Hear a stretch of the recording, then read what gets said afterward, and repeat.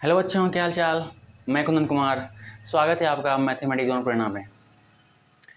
हम chapter number 4 जो है द्विघात समीकरण को पढ़ रहे थे। इस चैप्टर में टोटल 4 क्लास हो चुके हैं। यदि आप हमारे चैनल पर पहली बार आए हैं तो मैं आपको सजेस्ट करूंगा कि आप पहले उन प्रीवियस क्लासेस को जाके एक बार जरूर देख लें, ताकि इस चैप्टर में जो आपका कॉन्सेप्ट छूट गया है वो आपका कवर हो जाए। तो इसी के साथ चलिए आज का क्लास शुरू करते हैं। हम इसके जस्ट पिछले क्लास में प्रश्नावली 4.2 के कुछ क्वेश्चन को किए थे। क्वेश्चन नंबर शायद 3 तक कर चुके थे। आज ये क्वेश्चन में इससे आगे बढ़ेंगे, ठीक है। तो चलिए शुरू करते हैं। अपने किताब कलम कॉपी किताब निकाल लीजिए और हमारे साथ पढ़ना शुरू कीजिए। चलिए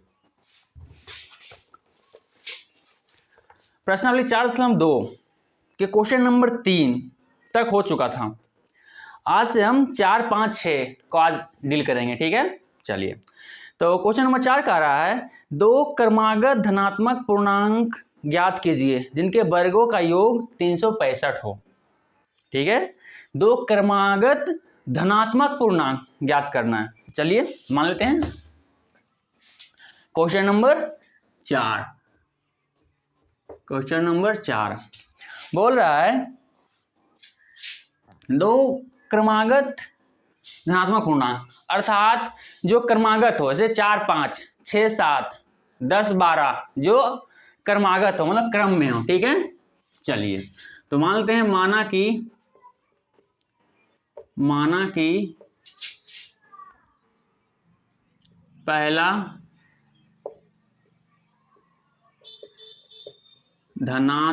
धनात्मक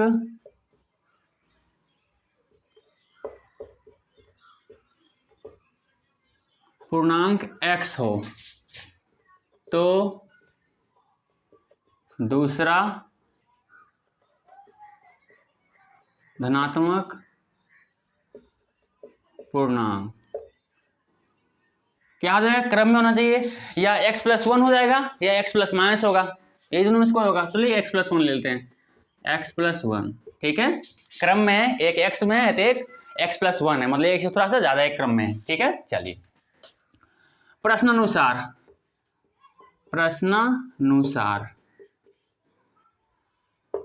क्वेश्चन में बोल रहा है कि यदि इन दोनों धनात्मक पूर्णांकों का वर्गों का योग कितना हो, 365 हो। चलिए इन दोनों का वर्गों का योग मतलब x का वर्ग का स्क्वायर प्लस इतना का यानी x+1 का वर्ग का स्क्वायर वर्ग का दोनों का योग कितना होगा, 365 होगा, ठीक है। चलिए अब इसको सोल्व कीजिए, आपका वैल्यू मिल जाएगा। चलिए सोल्व करते हैं। सबसे पहले क्या करेंगे, x² प्लस, ये देखिए इसको हम हल करेंगे a+b के होल स्क्वायर पर तोड़ेंगे, ठीक है। a² + 2ab + b², ये होता है a+b का होल स्क्वायर, आप लोग जानते होंगे। बस इसी पे क्या है, इसको तोड़ेंगे, जहाँ पे a बराबर क्या है x और b बराबर क्या है 1। चलिए इसको करते हैं, a² मतलब x का स्क्वायर प्लस 2ab मतलब 2x प्लस b² मतलब 1 का स्क्वायर, तो 1 का स्क्वायर कीजिएगा तो 1 ही रहेगा, क्या फर्क पड़ता है, बराबर 365। आगे सोल्व करते हैं। ये x² क्या हो गया, 2x² हो जाएगा और ये प्लस 2x, ये कितना होगा +1 और क्या 365 को बराबर की इस ओर ले आइए, इधर क्या था प्लस में था, इधर आएगा तो माइनस में आएगा, तो -365 बराबर 0। फाइनली आपका द्विघात समीकरण क्या आया, 2x² प्लस 2x और 365 में 1 गया, दस ये प्लस में है माइनस में है, घटेगा, इस बड़ा में से छोटा वाला घटेगा, पर साइन क्या हो, जिस जो बड़ा रहा है उसका उसी का साइन रहेगा। जैसे 365 इसमें बड़ा है तो 365 के आगे जो साइन है वही साइन रहेगा, इस तरह समझ लीजिए आप। तो क्या हो जाएगा, -364 हो जाएगा बराबर 0। इसमें देखिए 2 कॉमन आ रहा है, तो 2 को क्या कॉमन ले लीजिए और उधर करके 0 कर दीजिए, तो यहाँ हो जाएगा 2x² है, इसमें से 2 कॉमन ले लीजिए, सिर्फ x² यहाँ बचा है, प्लस 2x है, इसमें भी 2 कॉमन लीजिए, सिर्फ यहाँ पे x बचा है और 364 है, ठीक है। 364 का आधा क्या हो जाएगा आपका 18 2 182, तो यहाँ बचेगा -182, 2 को कॉमन ले लिए बराबर 0। इस 2 को बराबर की साइड जाएगा तो क्या आ जाएगा, 2 को इधर जाएगा भाग देने के लिए। 0 से 0 में किसी भी संख्या से आप भागा जब देते हैं तो क्या होता है, उसका वैल्यू क्या होता है 0 हो जाता है। इसका वैल्यू क्या हो जाएगा आपका 0। तो फाइनली आपका क्या हो जाएगा x square plus x minus 182 बराबर 0 इधर जाएगा, इधर गुना में 2 सभी के साथ 2, तो इधर जाएगा क्या होगा भागा में, भागा 0 से 2 भागा दीजिए क्या हो जाएगा 0, ये पूरे क्या हो जाएगा 0 आखिर हो जाएगा, तो 0 हम लिख दिए। ठीक है, अब ये आपका क्या है द्विघात समीकरण प्राप्त हो गया है। इस द्विघात समीकरण को पहले वीडियो रोकिए और खुद से आप सॉल्व करने की कोशिश कीजिए, नहीं होगा फिर तो हमें ही, लेकिन आपको पहले खुद से सॉल्व करना जरूरी है, सीखना पड़ेगा ताकि आपके बाद में दिक्कत ना हो। ठीक है, चलिए तो वीडियो रोकिए और इसको देखें, एक बार पहले खुद से सॉल्व कीजिए फिर देखते हैं।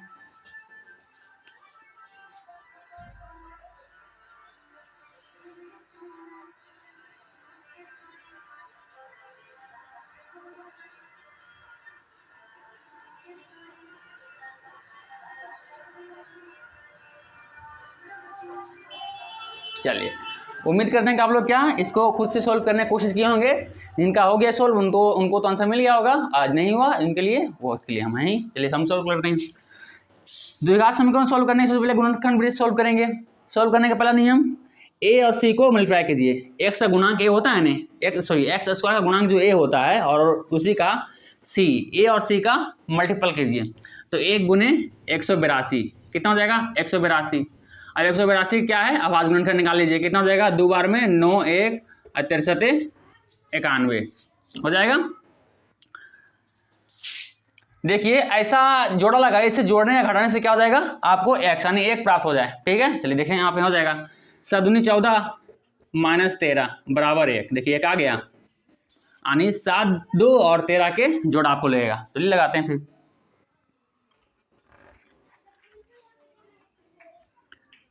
यहाँ पे क्या लिख सकते हैं आप, x square plus 14x minus 13x लिख सकते हैं, और ये माइनस 182 बराबर 0। जो इस जोड़ा में तोड़े हैं उसी जोड़ा के यहाँ पे इस्तेमाल किए हैं। देखिए 14x प्लस 14x में माइनस 13x लिख जाइएगा, देखिए प्लस 1x बचेगा, बिल्कुल सही है हमारा। अब क्या है x को कॉमन ले लीजिए, इसको क्या है मिटा देते हैं इधर। ठीक है,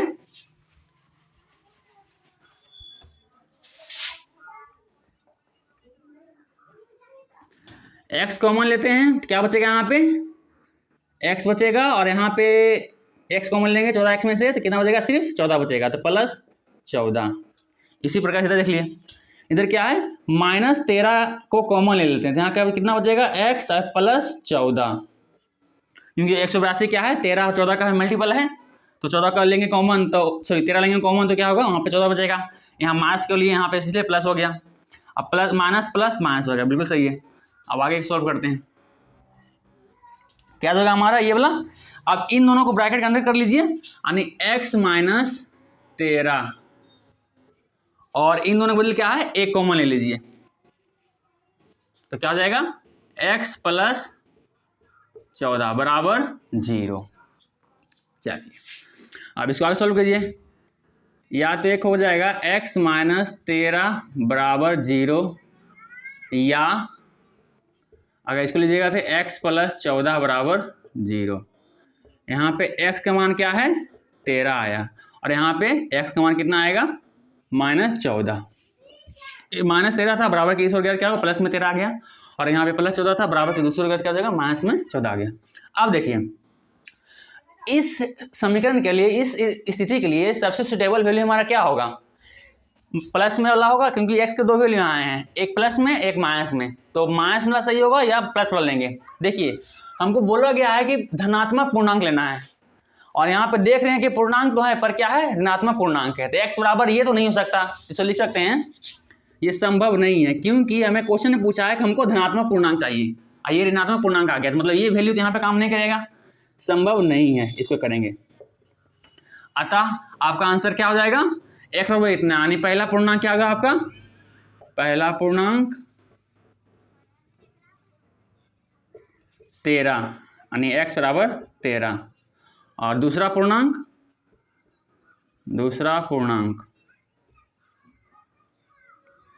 अर्थात x प्लस 1 बराबर, तो x का मान कितना है 13 और प्लस 1 कितना हो गया आपका 14। तो पहला पूर्णांक आपका कितना हुआ 13 और दूसरा पूर्णांक क्या हुआ आपका 14, दोनों धनात्मक पूर्णांक है, बिल्कुल सही, ये हमारा आंसर है।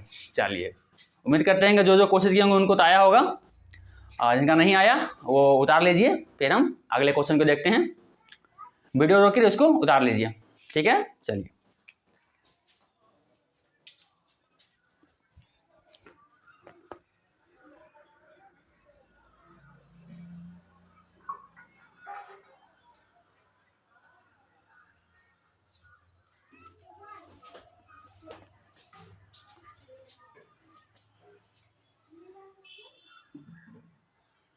चलिए उम्मीद करते हैं कि आप लोग इसको उतार लिए होंगे।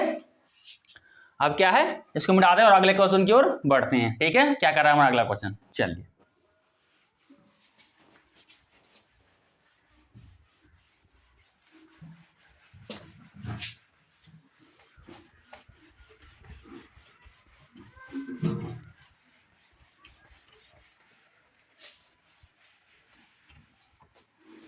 अगला क्वेश्चन हमारा है क्वेश्चन नंबर 5। क्वेश्चन नंबर 5 देखिए क्या कर रहा है क्वेश्चन, चलिए देखते हैं। क्वेश्चन नंबर 5 कह रहा है कि एक समकोण त्रिभुज की ऊंचाई उसके आधार से 7 सेंटीमीटर कम है। यदि कर्ण 13 सेंटीमीटर का हो तो अन्य दो भुजाएं ज्ञात कीजिए, ठीक है। कर्ण दिया गया है और लंब और आधार इन दोनों में एक संबंध दिया गया है। क्या संबंध दिया गया है, एक समकोण त्रिभुज की ऊंचाई इसके आधार से 7 सेंटीमीटर कम है। चलिए मान लेते हैं, माना कि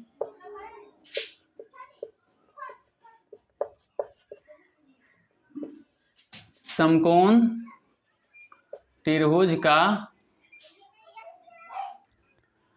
कह रहा है इसकी ऊंचाई आधार से 7 सेंटीमीटर कम है, आधार से कम है, ठीक है। तो आधार मान लेते हैं समकोण त्रिभुज का आधार मान लेते हैं x है, आधार x है, ठीक है। तो इसकी ऊंचाई क्या होगा, इसकी ऊंचाई होगी, क्या बोल रहा है, आधार से त्रिभुज की ऊंचाई इसके आधार से 7 कम हो, अर्थात ऊंचाई क्या हो जाएगा x माइनस 7। तो आधार जितना है उससे 7 कम, तो x माइनस 7, ये आपका क्या बन गया, आपका इतना सेंटीमीटर मान लीजिए, इसको इतना सेंटीमीटर। आप लोग जानते हैं इसकी कर्ण दिया गया है, कर्ण आपको दिया गया है बराबर 13 सेंटीमीटर। आप लोग जानते हैं समकोण त्रिभुज के लंब, आधार और कर्ण, इसमें एक संबंध होता है। क्या संबंध होता है, वो संबंध होता है लंब का स्क्वायर प्लस आधार का स्क्वायर बराबर कर्ण का स्क्वायर, ठीक है। ये हमें समकोण त्रिभुज के लंब, आधार और कर्ण इन तीनों में एक संबंध होता है, ठीक है, रिलेशन होता है। इस रिलेशन को ही हम यहाँ पे इस्तेमाल करेंगे। चलिए इस्तेमाल करते हैं। प्रश्नानुसार चलिए इस रिलेशन पे इसको देखते हैं। लंब का स्क्वायर, लंब कितना आपका माने हैं, ऊंचाई मतलब ही लंब होता है, ठीक। यहाँ पे तो ये लंब नहीं, ऊंचाई, अगर ऊंचाई माने तो ऊंचाई इसको कर लीजिए, समझने में आसानी होगा।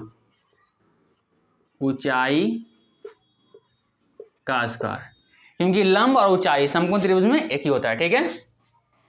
जैसे कि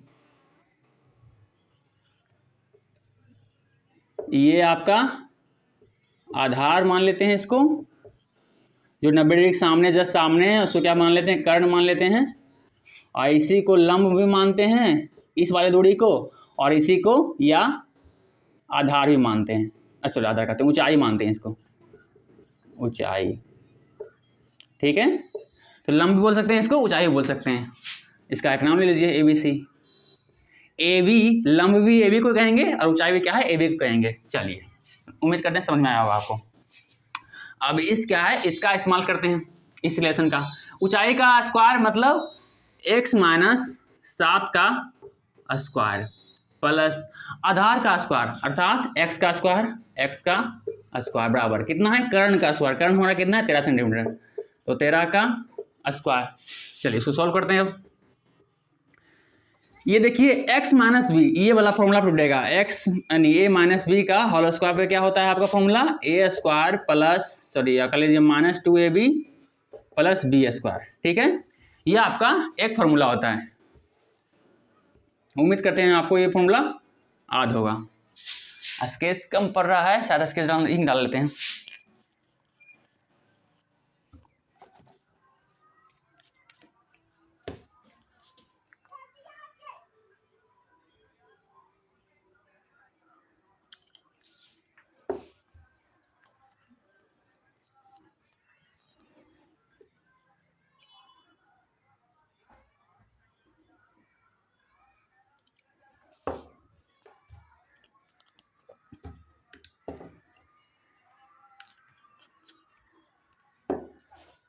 चलिए हमारा इंक क्या रिफिल हो गया। अब क्या है, इस फॉर्मूला पे a माइनस बी के होल स्क्वायर पे हम इस पद को तोड़ेंगे, ठीक है, ब्रेक करेंगे। चलिए करते हैं। तो a का स्क्वायर मतलब x का स्क्वायर माइनस 2ab यानी 14x और प्लस 7 का स्क्वायर मतलब 7 का स्क्वायर कितना होता है 49 लिखेंगे। चलिए फिर भी इतने लिख देते हैं स्क्वायर बराबर ये हो जाएगा 13 का स्क्वायर क्या होता है 169। सही है, यहाँ पे कैसे समझ में आने, फॉर्मूला है 2ab, 2 यहाँ से आ गया, a आपका कितना है x और b आपका कितना है 7, तो कितना आ जाएगा ये 7 दूनी 14 और ये फिर x आएगा 14x, देखिए आगे ये माइनस 14x। यहाँ पे पी ने राइट कर दिए थे इसलिए कि आपको समझ में आया होगा। उम्मीद करते हैं अब तो आगे ये आ ही गया होगा। ठीक है, मिटाते हैं इसको।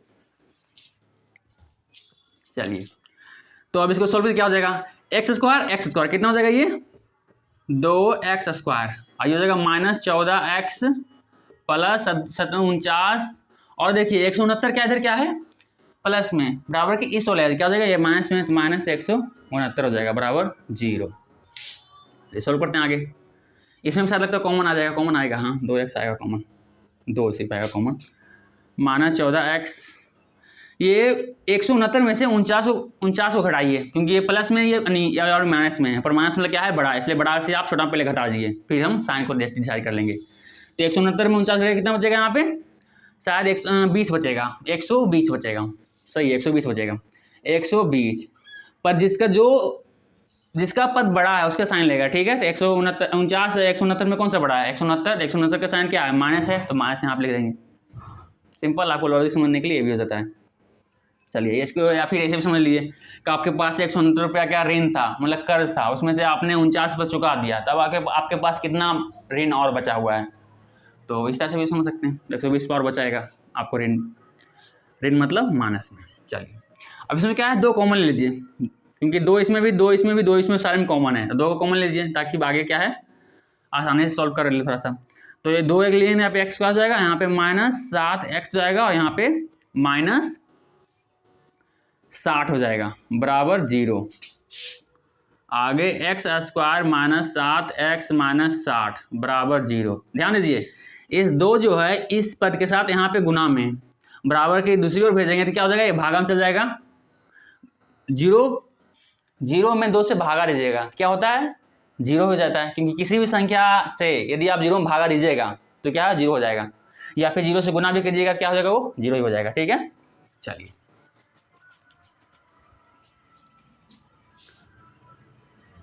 तो ये आपका 0 हो गया, तो इसको हम 0 करने देते हैं, मिटा करके 0 लिख देते हैं इसको। अब क्या है ये जो आपको द्विघात समीकरण आपको प्राप्त हुआ है, इस द्विघात समीकरण को पहले खुद से आप वीडियो रोकिए और खुद से सॉल्व करने की कोशिश कीजिए। अगर सॉल्व हो गया तो अच्छी बात, क्योंकि देखिए आपको अंदर से सेल्फ कॉन्फिडेंस वैसा और लाना पड़ेगा। जब भी आप खुद से इसको सॉल्व कीजिएगा तो आपको ऐसा भरोसा मिलेगा कि हाँ इसको क्वेश्चन को हम बना सकते हैं। ठीक है, इसलिए कोशिश कीजिए पहले खुद से ट्राई करें, अगर ना बन पाए फिर तो हम हैं ही, तो पहले क्या है वीडियो रोकिए पहले खुद से ट्राई कीजिए एक बार फिर हम बनाते हैं।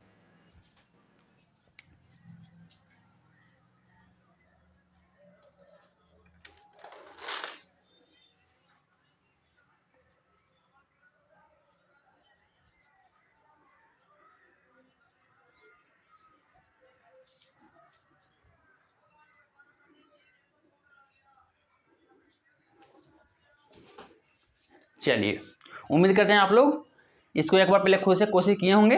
अब क्या है, इसको हम आगे सॉल्व करते हैं। इसको मिटा देते हैं क्योंकि जगह नहीं मेरे पास।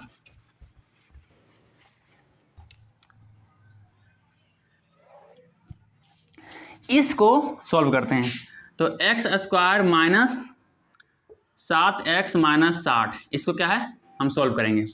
ध्यान दीजिए, सॉल्व करने क्या होता है, a और c को पहले मल्टीप्लाई करते हैं, गुना करते हैं, ठीक है। एक्स स्क्वायर गुणांक होता है a, यहाँ पे एक्स स्क्वायर गुणांक क्या है, 1 है, 1 रहेगा a बराबर 1 हो गया, और कितना c बराबर है 60, माइनस में कोई दूसरे कोई दिक्कत नहीं है, आपको डिजिट देखना, ध्यान देना, ठीक है। कितना आ गया है 60। अब 60 का क्या है, आवाज गुणनखंड कीजिए, देखिए कितना आता है, 2 बार में 30, 2 बार में 15, 3 बार में 5। आपको लाना क्या है, जोड़े घटा क्या है, इस बीच वाला पद लाना है, यानी माइनस 7x आना चाहिए। क्या कीजिएगा आप, ये 5 हो गया और ये 3 दूनी 4 और 12, से ही आगे देखिए, 2 दूनी 4 या 4 तिया 12, 12 में से माइनस 5 कीजिए, कितना आ जाएगा 7, और यहाँ पे माइनस 7 लाना है, सिंपल, इसको माइनस कर दीजिए, इसको प्लस कर दीजिए, साइन चेंज कर दीजिए, तो आप क्या यहाँ पे आएगा माइनस 7 जाएगा, ठीक है। तो आपको कौन सा दो खंड इसका मिलेगा वो आपको प्राप्त हो चुका है। अब चलिए इसको इस तरह से लिख दीजिए, x square minus 12x plus 5x minus 60 बराबर, अब क्या है इसको मिटा देते हैं, ठीक है।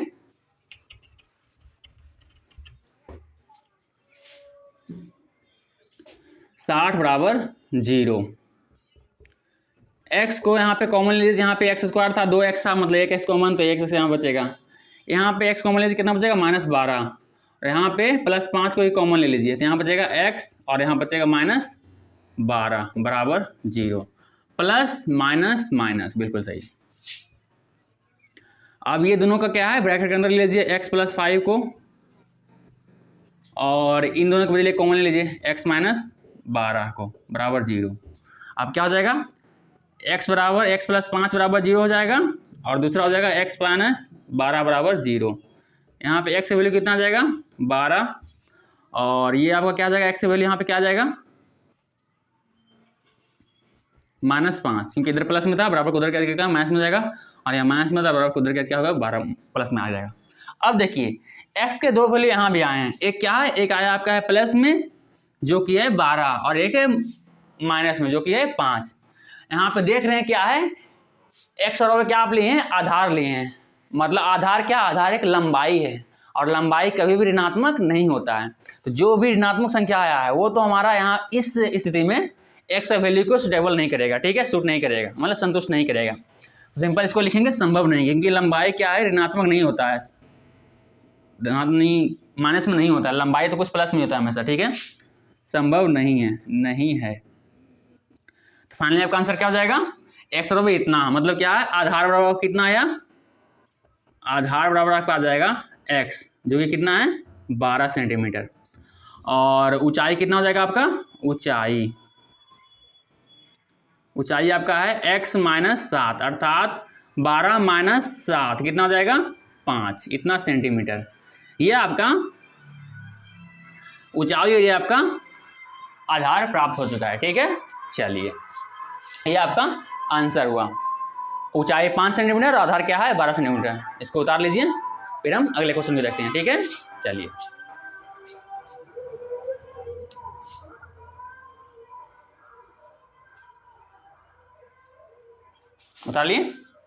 उतारिए।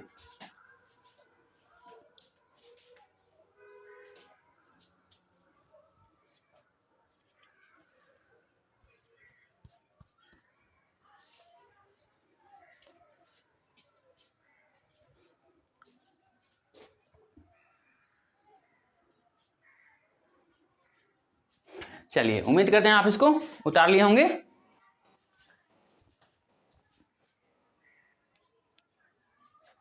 अब क्या है, अगले क्वेश्चन की ओर बढ़ते हैं, ठीक है। चलिए मिटा दे इसको, चलिए मिटाते हैं।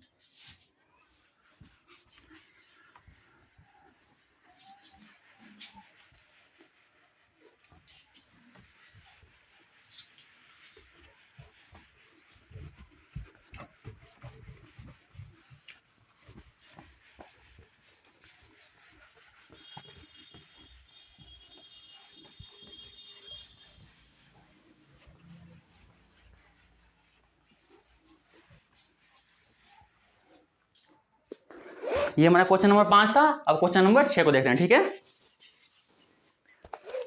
क्वेश्चन नंबर 6 का आ रहा है कि एक कुटीर उद्योग एक दिन में कुछ बर्तन का निर्माण करता है। ये शायद एग्जाम्पल में था, उदाहरण नंबर 1 का एग्जाम्पल में ऐसा है कुछ क्वेश्चन था, देखते हैं क्या इसमें अलग है। निर्माण करता है एक विशेष दिन, यह देखा गया है कि प्रत्येक नग की निर्माण लागत उस दिन के निर्माण किए गए बर्तनों की संख्या के दुगनी है। चलिए ठीक है, मतलब बर्तन की संख्या दी है 100 होगा तो प्रत्येक नग का निर्माण लागत 2x हो जाएगा, क्योंकि दुगनी बोल रहा है। दुगनी से 3 अधिक है, माफ कीजिएगा 2x + 3 हो जाएगा, क्योंकि दुगनी से 3 अधिक है। और है यदि उस दिन की कुल निर्माण लागत 90 रुपया थी तो निर्माण बर्तनों की संख्या और प्रत्येक नग की लागत ज्ञात कीजिए।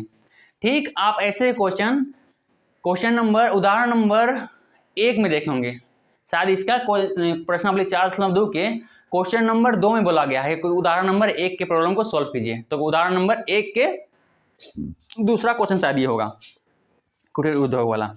हम सेम कॉन्सेप्ट यहीं पे होगा, ठीक है, उसी वाला कॉन्सेप्ट यहाँ पे भी लेगा। चलिए शुरू करते हैं फिर।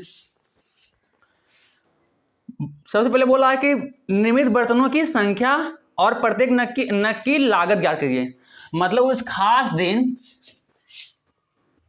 कुल कितना बर्तन निर्मित हुआ है। चलिए करते हैं। तो माना कि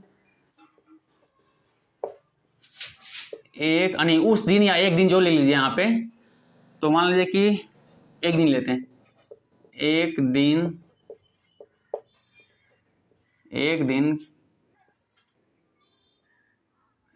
में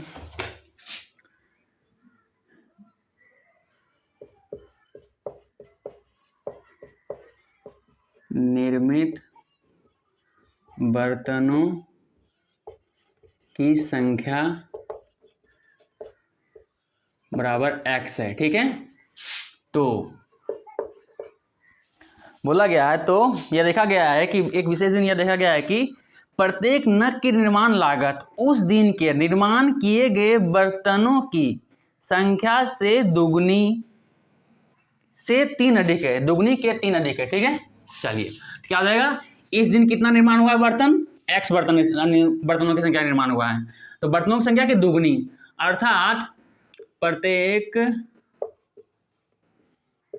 नग की लागत क्या हो जाएगा, उस दिन बर्तनों की संख्या की दुगनी अर्थात 2 × x, मतलब 2x से 3 अधिक +3, ये आपकी क्या है, प्रत्येक नग की लागत हो गया, ठीक है। इतना रुपया मान लीजिए इसको। अब बोला गया है कि उस दिन क्या है, कुल निर्माण लागत कितना लगा है, 90 रुपया लगा है। कुल निर्माण लागत 90 रुपया लगा है, तो बताइए, यहां पर लिख दीजिए, कुल निर्माण लागत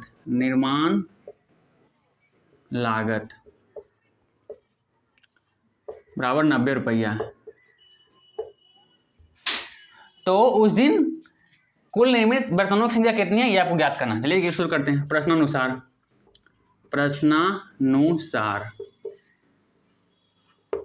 देखिए, कुल निर्माण लागत बराबर क्या हो जाएगा, उस दिन कुल निर्मित बर्तनों की संख्या बराबर प्रत्येक बर्तनों की संख्या, नहीं, बर्तनों की निर्माण लागत, सही है, बिल्कुल सही। क्या हो जाएगा, प्रत्येक नग की लागत की जाती है, तो क्या हो जाएगा, कुल निर्माण लागत क्या हो जाएगा, उस दिन निर्मित बर्तनों की संख्या गुने प्रत्येक नग की लागत, क्योंकि शायद एक बर्तन में 1 नग लगाया जा रहा था, ठीक है। तो क्या हो जाएगा, बर्तनों की संख्या इंटू प्रत्येक नग की लागत बराबर क्या हो जाएगा, कुल निर्माण लागत। चलिए ये हो जाएगा x गुने बर्तनों की संख्या कुल और गुने 1 नग के लागत बराबर कुल लागत कितना इसमें लगा है, 90 रुपया का। इसको आप सॉल्व कर लीजिए, कितना जगह, ये 2x² x में इतना तो +3x बराबर 90, ठीक है। आगे सॉल्व करते हैं। 2x² + 3x, इधर प्लस में जाएगा माइनस में, -90 बराबर 0। ये आपका क्या है, एक द्विघात समीकरण इस स्थिति का बन गया, ठीक है। ये आपका तो सिंपल, पहले आप खुद से इस द्विघात समीकरण को सॉल्व करने की कोशिश कीजिए, नहीं सॉल्व होगा फिर हम तो हैं ही, पर पहले आप खुद एक बार इसको प्रयास कीजिए, सॉल्व कीजिए, ठीक है। चलिए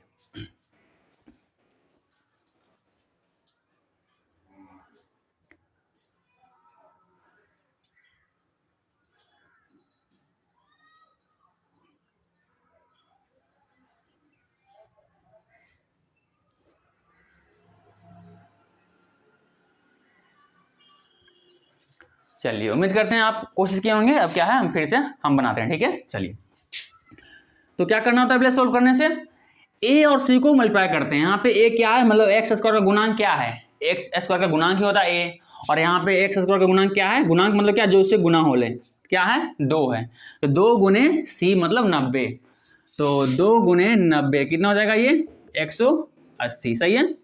180 क्या है, आवाज गुणन कर दीजिए, 2 बराबर कितना हो जाएगा 90, 2 बार में 45, 2 3 बार में 15, 15 45 और 3 बार में 5, अब कितना आएगा 2 गुने 2 गुने 3 गुने 3 गुने 5।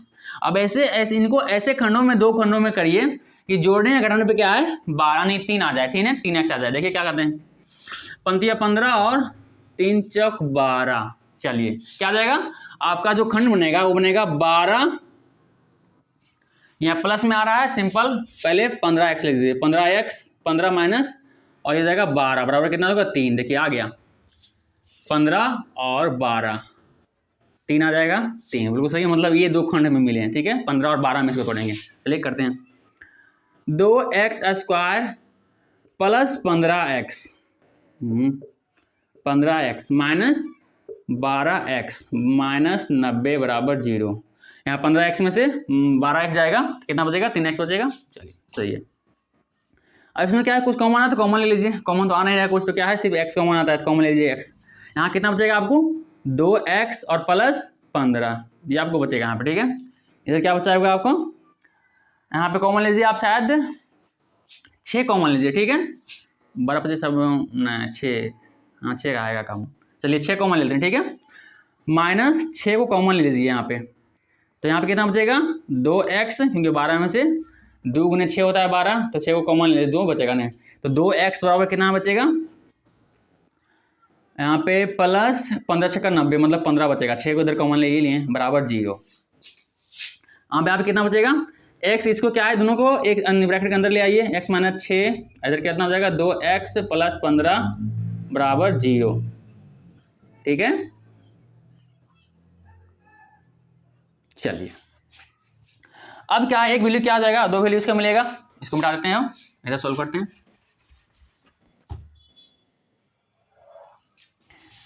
इससे क्या हो जाएगा, एक तो होगा x माइनस 6 का 0, या इसके बराबर 0 कर लिए, एक होगा इसके बराबर 0, तो 2x प्लस 15 ये ना, हाँ 15 ये प्लस 15 बराबर 0। अब x का मान दोनों में निकालिए, कौन सही होता है, इधर हो जाएगा x का मान क्या हो जाएगा इसमें प्लस 6, क्योंकि माइनस में बराबर हो जाएगा प्लस हो जाएगा, इधर क्या हो जाएगा 2x बराबर, इधर को माइनस 15 हो जाएगा इधर जा करके, और x बराबर क्या हो जाएगा यहाँ पे माइनस 15, इधर 2 गुना में इधर जाके भागम हो गया, भागम चल जाएगा, मतलब कितना हो जाएगा माइनस 7.5 के आसपास आएगा, ठीक है। चलिए इतना, यहाँ पे भी आपको 2 वैल्यू मिला है, एक क्या है, एक x बराबर 6 मिला है और x बराबर माइनस 7.5 मिला है, ठीक है। तो यहाँ पे देखिए बर्तनों की संख्या, बर्तनों की संख्या एक संख्या है, तो 1 2 3 4 नंबर है, वो हमेशा प्लस में ही रहेगा, माइनस में तो होगा नहीं।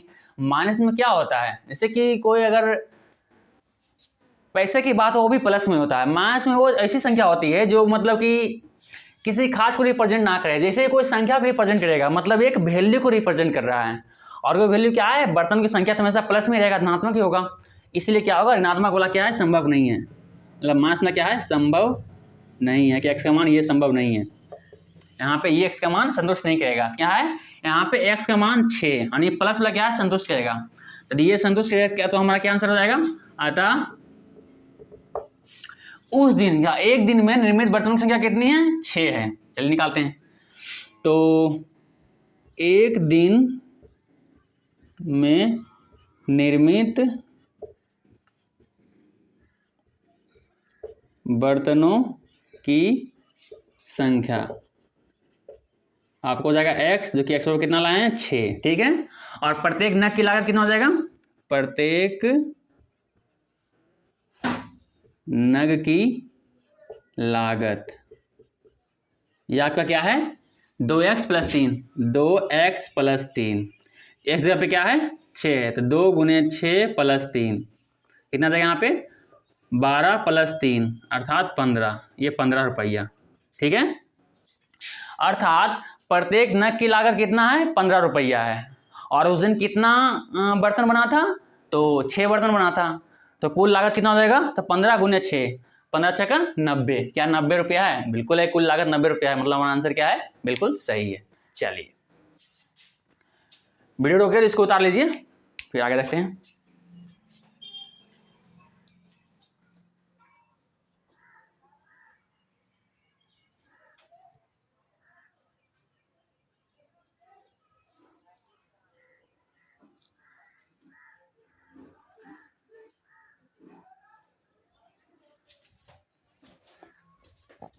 चलिए उम्मीद करते हैं आप इसको उतार लिए होंगे। तो आज क्लास यहीं पर रोकते हैं। अगले क्लास में हम इसके अगले क्लास में पढ़ेंगे कि द्विघात समीकरण को पूर्ण वर्ग विधि से कैसे सॉल्व करते हैं, कैसे बनाते हैं, ठीक है। ये काफ़ी इंटरेस्टिंग है और कई बच्चों को इसमें समझने में दिक्कत भी होता है, पर हम इसको बिल्कुल एकदम आसान तरीके से समझाएंगे, ठीक है। चलिए तो अगला क्लास में पूर्ण वर्ग विधि से बनाने के बाद सीखेंगे। चलिए आज क्लास हम यहीं पे समाप्त करते हैं। यदि हमारा प्रयास आपको अच्छा लगे, हम जो समझाए हैं आपको समझ में आता है, तो प्लीज़ हमारे चैनल को सब्सक्राइब तथा हमारे वीडियो को लाइक तथा शेयर जरूर करें, ताकि हमें ऐसे ही क्लास आगे भी पढ़ाने के मोटिवेशन मिलता रहे, क्योंकि आपके एक सब्सक्राइब और लाइक से हमें और आगे इसी तरह से पढ़ाने के मोटिवेशन मिलता है। तो मिलते हैं फिर अगले क्लास में, तब तक के लिए बाय बाय।